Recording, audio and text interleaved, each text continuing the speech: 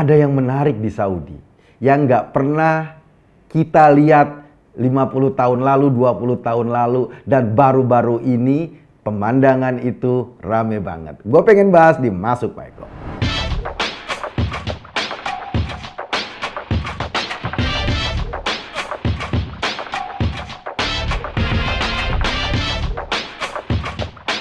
Lo tahu sekarang cewek-cewek Saudi atau potongan rambut yang digemari sama cewek-cewek Saudi? Potongan rambut boy, maksudnya rambut model cepak, tapi nggak cepak ngehe, cepak biasa aja, kemudian potongan pendek. Kenapa kok mereka memilih potongan ini? Barangkali karena mereka beraktivitas di negeri yang panas itu, yang gersang itu, sehingga dengan rambut yang pendek mereka merasa lebih nyaman. Kan buat apa rambut pendek? Toh di Saudi mereka wajib pakai kerudung, wajib pakai jilbab. Ternyata enggak, saudara-saudara. Sejak reformasi sosial yang dicetuskan oleh putra mahkota Muhammad bin Salman, cewek-cewek di Saudi sekarang nggak wajib lagi pakai jilbab. Yang mau pakai jilbab monggo, yang nggak mau ya nggak apa-apa.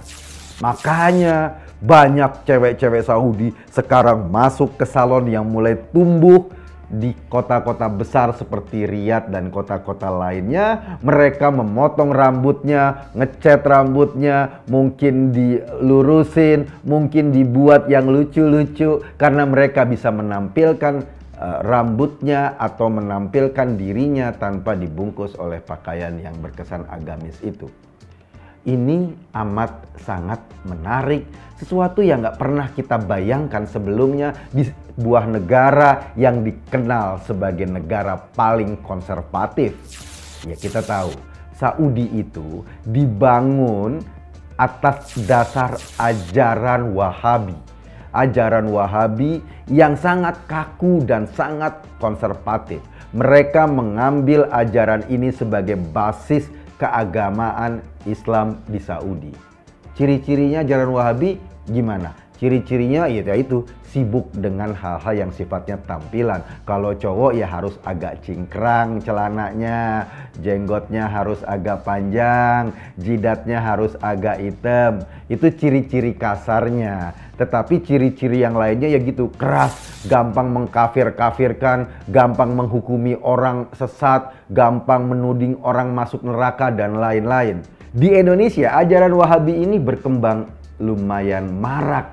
Kenapa? Karena memang ketika Saudi lagi jaya-jayanya, harga minyak mahal, mereka duitnya banyak, mereka mengekspor cara berpikir Wahabi ke semua negara-negara Islam lainnya. Duit dari Saudi turun miliaran dolar untuk mengembangkan ajaran ini di Indonesia.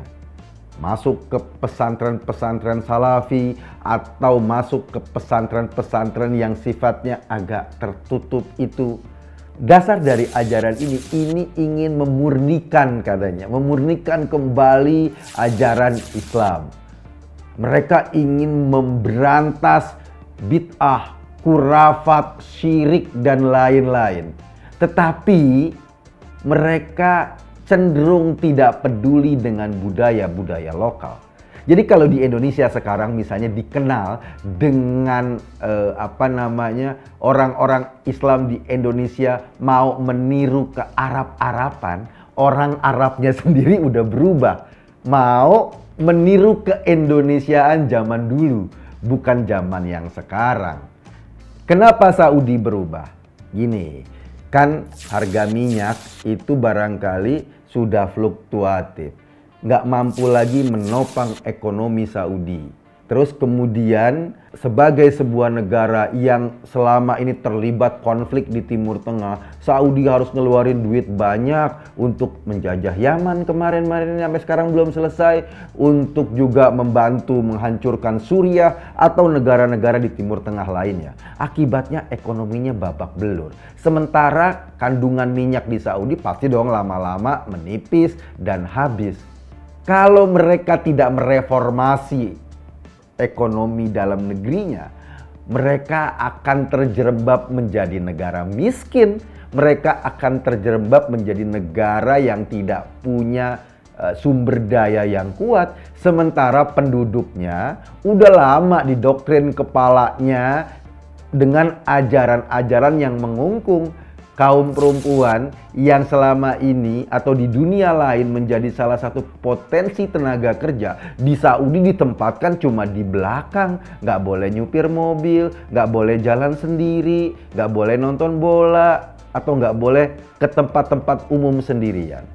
Sadar akan kesalahan dasar dari ajarannya yang membuat masyarakat Saudi makin terkucil atau makin mundur, akhirnya Muhammad bin Salman melakukan reformasi besar-besaran.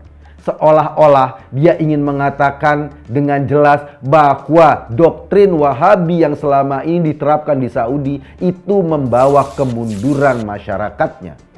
Makanya dia bikin reformasi sosial gila-gilaan sampai perempuan-perempuan Saudi boleh tidak pakai jilbab untuk jalan keluar, boleh nyupir mobil sendiri, boleh bekerja di tempat-tempat publik, dan boleh beraktivitas sebagaimana laki-laki. Kalaupun ada yang melihat kebablasan, karena kemarin misalnya Saudi bikin konser gila-gilaan atau klub-klub malam tumbuh di Riyadh. Ada yang bilang ini kebablasan, tetapi itulah makna dari reformasi sosial di Saudi. Sehingga kaum perempuan Saudi mungkin menjadi orang yang paling bergembira sekarang karena kalau mereka beragama, bukan karena mereka takut sama pemerintahnya, tetapi karena mereka punya kesadaran agama. Mereka bisa menentukan pilihan pakaiannya sendiri, mereka bisa menentukan tampilannya sendiri. Sementara di tempat yang lain, di Indonesia misalnya, fenomena Wahabi sedang merangsek luar biasa. Gue punya temen, ini cerita real, temen gue kerjanya di bank, posisinya sudah bagus, kemudian ngaji sama guru-guru Wahabi yang mendoktrin bahwa kerja di bank itu haram. Mereka, temen gue nih keluar dari bank, bingung gak ada kerjaan, pesangonnya karena dia nggak biasa bisnis, untuk bisnis ini gagal, bisnis itu gagal, bisnis ini gagal. Ujung-ujungnya sekarang istrinya jualan kue. Gue ngebayangin gimana cara dia mensekolahkan anaknya besok. Karena apa? Karena untuk kehidupan hari-hari aja nggak cukup jualan kue. Orang bisa bilang, iya kerja di bank itu kan makan uang riba dan lain-lain. Kenapa lo harus mengambil fatwa bank tentang riba untuk satu ulama tertentu? Kenapa lo nggak ngambil ulama lain yang mengatakan nggak apa-apa? Dalam konteks Indonesia nggak masalah kerja di bank. Banyak lo ulama yang ngomong kayak gitu. Kenapa harus ngambil fatwa yang ini yang akhirnya menyusahkan hidup lo? Sekarang temen gue babak belur hidupnya. Kenapa? Karena posisi dia memang mentalnya sebagai karyawan, bagian keuangan atau kerja di bank, lalu memutuskan keluar dari situ dan akhirnya hidup anak istrinya berantakan. Gua nggak tahu bagaimana cara berpikir orang-orang ini diracuni. Dulu Saudi juga barangkali menerapkan ini. Masyarakatnya didoktrin sedemikian rupa untuk lari dari rasionalitas, untuk secara buta menerima doktrin-doktrin beragama.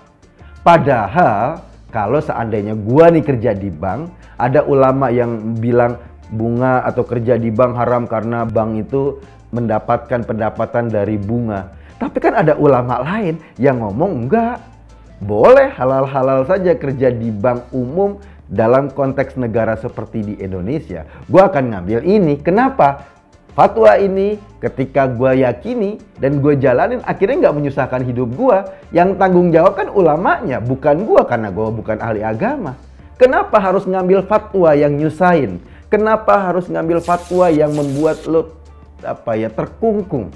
Sama seperti ketika lo pakai baju, pakai pakaian, kenapa lo harus meyakini fatwa yang harus cingkrang-cingkrangan padahal secara estetik itu kurang enak? Kenapa lo harus mengambil fatwa yang jenggotan padahal secara estetik itu kurang cocok untuk wajah atau untuk postur tubuh Indonesia yang jenggotnya paling tumbuh 3 lembar. Beda kalau sama orang Arab, jenggotnya lebat. Kita paling tumbuhnya 3 lembar. Kalaupun lo pakai Firdaus banyak-banyak itu obat penumbuh kumis, lo tempelin di sana, di dagu lo, tetap aja yang numbuh bukan jenggot, tapi bentuknya kumis-kumis gitu. Ya kan? Karena itu obat kumis, bukan obat jenggot. Maksud gue begini, maksud gue adalah agama dalam konteks tertentu memberikan fleksibilitas. Lo nggak harus mengorbankan hidup lo, kecuali kalau lo maling, kecuali kalau lo koruptor, kecuali kalau lo mengambil hak orang lain, kecuali kalau lo berbuat curang. Itu yang dilarang sama agama. Oke, gua kembali lagi di Saudi. Saudi sekarang sedang berbenah luar biasa karena dia yakin kalau dia nggak berbenah, maka satu bangsa itu akan ketinggalan. Ekonominya akan hancur dan negara dengan ekonomi yang hancur tidak akan mampu bersaing dengan negara-negara lainnya. Mereka berbenah luar biasa. Saudi ingin menumbuhkan rasionalitas kembali dalam bernegara. Bahkan ulama-ulama garis keras Saudi yang selalu mendoktrin atau mendorong-dorong tentang kekerasan, mendorong-dorong tentang pikiran cupet, ditangkep-tangkepin di sana. Kenapa? Karena tidak sejalan dengan reformasi yang dilakukan oleh Muhammad bin Salman. Sedangkan di Indonesia, saudara-saudara, ulama-ulamanya, ustadz-ustadznya banyak mengajarin kecupetan, banyak mengajari cara berpikir pendek, akibatnya umatnya yang berantakan. Saudi berubah, kita mau kembali seperti Saudi zaman dulu. Padahal udah jelas-jelas kalau kita mau ngambil pelajaran. Kenapa mereka berubah? Karena mereka tidak mau hidupnya terkungkung atau makin tidak beradab. Dan satu hal yang perlu gue kasih tahu. Ajaran-ajaran Wahabi ini di seluruh dunia, semua teroris yang mengatasnamakan agama Islam, basisnya ajaran ini. ISIS, Al-Qaeda, sebut aja kelompok-kelompok mana yang menggunakan Islam sebagai jargon, basisnya adalah Islam gaya Wahabi. Hampir nggak ada orang NU basisnya Ahlul Sunnah wal Jamaah itu jadi teroris. Hampir nggak ada. Tapi mereka, di mana-mana. Jadi ajaran ini atau cara berpikir ini memang sangat berbahaya bagi kehidupan kita ke depan. Karena irasional, karena mengajak pada kemunduran, karena membuat kita terpuruk. Dan Saudi sudah sadar itu, menghindari keterpurukan. Tapi ya kita jangan ikut-ikutan, kita kan bisa memetik pelajaran. Kata Imam Ali, ambillah hikmah dari manapun berada. Nah, kita bisa mengambil hikmah dari Saudi yang mulai mengubah dirinya menjadi lebih modern dan lebih maju. Gue Eka Kuntadi di acara Masuk Pak Eko.